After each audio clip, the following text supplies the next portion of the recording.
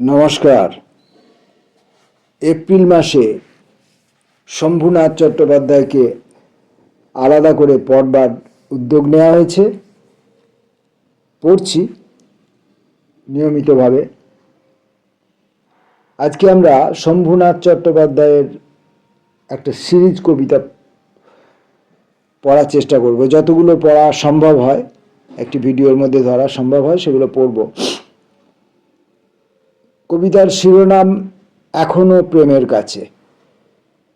এবার এর ভেতরের অংশগুলো 1, 2, 3, 4 এভাবে সংখ্যার দ্বারা চিহ্নিত।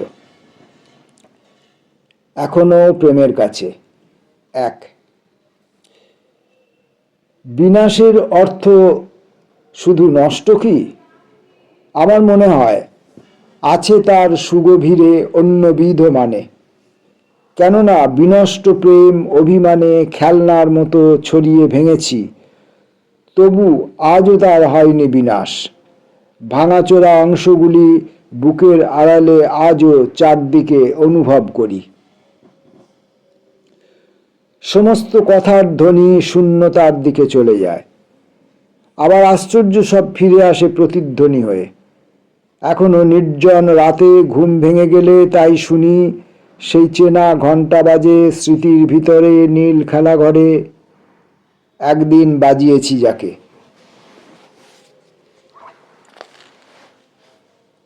2 নম্বর। অন্তত প্রেমের কাছে সময়ের কোনো গতি নেই।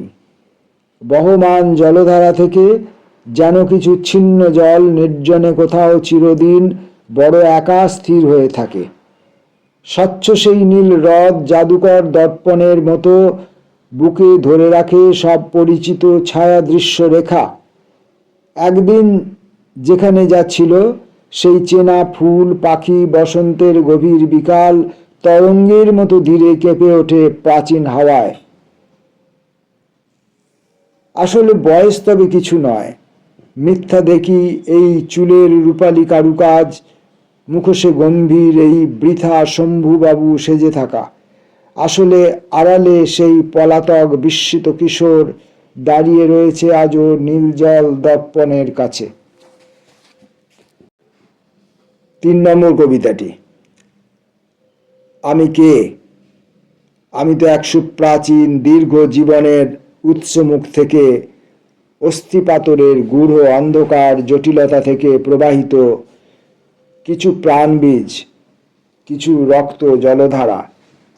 বর্তমান কাল ছুঁয়ে ভবিষ্যতে দূর প্রসারিত কিছু অনুভব, কিছু আলোকিত তরঙ্গ চেতনা দৃশ্যে এই আমি। আমার নিজস্ব কোনো ধ্বনি নেই, কণ্ঠস্বর নেই। আমি শুধু দুরাগত প্রতিধ্বনি। পুরাতন শব্দে কিছু কাল আমার সমস্ত চেনা শব্দমালা কণ্ঠে ধরেছিল পৃথিবীর প্রথম মানুষ। আমি সেই প্রতিচ্ছায়া, সেই দূরস্থিত প্রেমিক ছায়ার প্রথম মানবী, যাকে একদিন বিদ্ধ করেছিল হৃদয়ে গোলাপ কাঁটা যন্ত্রণার ভালোবাসা দিয়ে। আমি কে? আমি তো সেই অতীতের বিক্ষত হৃদয়। শম্ভুনাথ চট্টোপাধ্যায়ের এখনো প্রেমের কাছে। 4 নম্বর। এখনো শরীরে আছে অতি দূর রহস্যময়তা, বুকের গভীর জলে লুকানো মাছের মতো মন। রূপালী ঝিলি খেনে সরে যায় নির্জন অতলে, তবু আজ স্থির কিছু প্রশান্তি এসেছে কুল ভাঙা। বর্ষার প্রবাহ নেই, সরবনে বিকালের আলো, আরো কিছু কাশফুল অলংকার হয়েছে তোমার। এখনো শীতের কিছু দেরি আছে, তাই স্রোত জলে শেষ অবগাহনের ইচ্ছা হয়। দূরে মেঘরাঙা বিষাদ গধূলি আসে দৃশ্যপটে, তবু লাগে ভালো তোমার সুঠাম গতি, শরীরে তরঙ্গ রেখা। আর মনে হয় তুমি যেন এখনো বলনি সব কথা, এখনো বুঝিনি আমি শব্দহীন নদীর ধরন।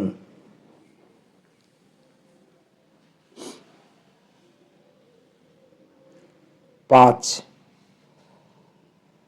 আশ্চর্য আলোর খেলা দেখি বেলোয়ারি পলতোলা কাচে। সোনালি এখনই ছিল, একই সহসা বিষণ্ণ নীল নাচে। ভালোবাসা বর্ণহীন, সে কি আসলে রক্তের মৃদু আঁচে? নানা রঙে রেখায় জলে কি দুই চোখে পলতোলা কাচে? পাঁচেরই আরেকটি অংশ, সারাটা দিন এডাল ওডাল পাতা নাচাও হৃদয়, তুমি পাখির মতো যখন যা চাও। তৈরি আছে গাছ পাকা ফল, মাঠের আকাশ, ডানার নিচে নিরুদ্দেশের সহজ বাতাস। তৈরি আছে দূরের স্মৃতি একটি খাঁচাও, কোথায় যাবে চারদিকে তার ছায়া আভাস। 6 নম্বর, বিশ্বাস করি না কোনো আলোকিত স্বর্গ আছে বলে। ও শুধু কথার কথা, নাটকীয় গল্পের ধরন। আমি জানি গির্জা, মঠ কিংবা কোনো মসজিদের দ্বারে অম্লান আশ্রয় নেই। মানুষের মন অন্ধকারে যথারীতি মগ্ন আছে। ধর্ম এক ছদ্ম আবরণ, রক্তের নিয়মে দ্রুত অন্য কিছু বুকে ভেসে চলে চিরদিন চিরকাল। জীবনের তীব্র স্বাদ নিয়ে নায়কের অভিসার, গুপ্ত প্রেম, যুবতী হরণ, পৌরাণিক চরিত্রের নামে সব শাস্ত্রে লেখা আছে। আদিম রাত্রির লোভ, শরীরের নগ্ন ফুল গাছে প্রজাপতি হয়ে বসে, তার নেই কখনো বন্ধন।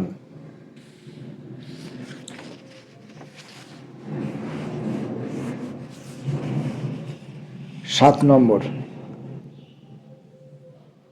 তাজের মিনারে জলে জ্যোৎস্না যেন সুদূর পারস্য থেকে আনা রত্ন পাথরের নীল জাদু মায়াজাল। ভালোবাসা অমনি নীলাভ কিছু অলৌকিক আলো। আসলে বাগানে ফুলগুলি ফুটে আছে তরুণী চোখের মতো। যমুনার পাশে মায়াবী জ্যোৎস্নায় আমি বসে আছি বিষণ্ণ প্রেমিক কিছুকাল। আমার মুখের দিকে চেয়ে আছে ইরানি গোলাপ। নীল অন্ধকারে এক সম্রাটের মতো তীব্র বাসনায় আমি নত হয়ে কখন তাদের কাছে যাব। ছিন্ন করে রেশমি সবুজ পাতা, উজ্জ্বল পোশাক, দিব্য শরীরের সব গন্ধ রেণু আঙুলে জড়াবো, যেন সেই লাজুক ইচ্ছায় তারা অস্থির অথচ খুব স্থির হয়ে আছে। সমস্ত রমণী দেহ অবিকল রূপবতী গোলাপের মতো প্রস্ফুটিত হতে চায় প্রিয়তম পুরুষের কাছে। রক্তের গোপনে এই চিরন্তন সত্য আছে বলে মন পর্যটন করে প্রেম থেকে অন্য আরো রমণীয় প্রেমে। রক্তের গোপনে এই চিরন্তন সত্য আছে বলে মন পর্যটন করে প্রেম থেকে অন্য আরো রমণীয় প্রেমে। সমস্ত রমণী দেহ অবিকল রূপবতী গোলাপের মতো প্রস্ফুটিত হতে চায় প্রিয়তম পুরুষের কাছে। রক্তের গোপনে এই চিরন্তন সত্য আছে বলে মন পর্যটন করে প্রেম থেকে অন্য আরো রমণীয় প্রেমে। গম্বুজে খিলানে ছায়া স্পষ্ট মুখে স্বীকার করি না, তবু জানি এক স্মৃতি মন্দিরের সীমা থেকে দূরে আরো স্মৃতি মন্দিরের চূড়াগুলি জ্যোৎস্নায় লুকানো ঠিক আছে। নতুন আলোর লোভে চিরকাল দূরে ছুটে যাই, অথচ বিষাদ নিয়ে কি নিপুণ মিথ্যা খেলা করি। তাজের বাগানে একা অন্য মনে কিছুক্ষণ থেমে, আসলে জীবনে সম্রাট পুরুষ আরো সিংহাসন পেতে চায় উজ্জ্বল যুবতী কাছে এলে।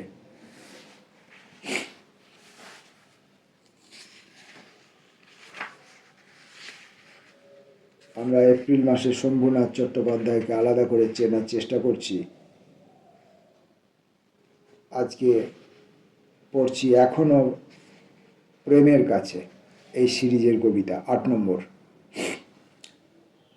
রূপালী বর্ষার মতো কাশফুল যেন কার স্মৃতিবিদ্ধ হয়ে আছে দেখি শরতের বুকে। হেমন্তের দুই চোখে জলরেখা, দুঃখের শিশির, তারপর শূন্য মাঠে উদাসীন শীতের কুয়াশা।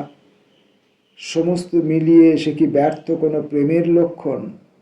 ঋতু নয়, আমি দেখি শান্ত 3 প্রেমিকের মুখ।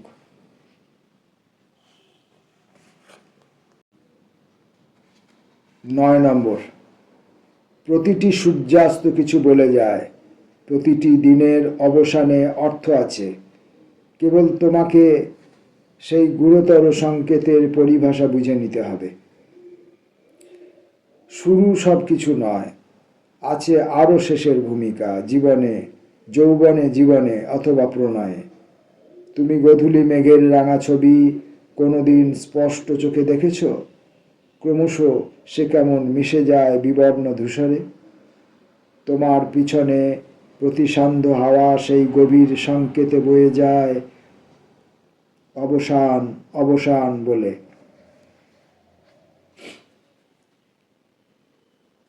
সম্পূর্ণ সিরিজটা একটা ভিডিওতে পড়া সম্ভব হবে না। আমরা এখন 10 নম্বর কবিতাটি পড়ব এবং এখনো প্রেমের কাছে এই সিরিজ কবিতা পাঠের এখানে শেষ করব। হাওয়ার স্বভাব যেন যাযাবর, আনন্দিত কোনো বকুল গাছের নিচে, ফুল পাখি ছায়ার সংসারে মুগ্ধ প্রেমিকের মতো স্থির হয়ে কিছুকাল দাঁড়াতে পারে না। নিঃসঙ্গ হৃদয় নিয়ে চলে যায় রৌদ্র ধুধু মাঠের বিদেশে। অকারণে নিজের ওপরে তীব্র অভিমান করে, সারাদিন ধুলো পায়ে নিরুদ্দেশে হাঁটে। হাওয়ার স্বভাব বড় উদাসীন, জ্যোৎস্না নীল রাতে সর্বনে বুকের গোপন বাঁশি বাজায় নির্জনে। অন্ধকারে কখনো আবার পথে যেতে স্বগত কণ্ঠের মতো একা একা কথা বলে। হাওয়ার মতন কিছু নেশা আছে আমারও স্বভাবে, পলাতক, মনে মনে বাঁশিটি বাজানো উদাসীন। আমরা পরের ভিডিওতে আবার শম্ভুনাথ চট্টোপাধ্যায়কে নিয়ে আসব। নমস্কার।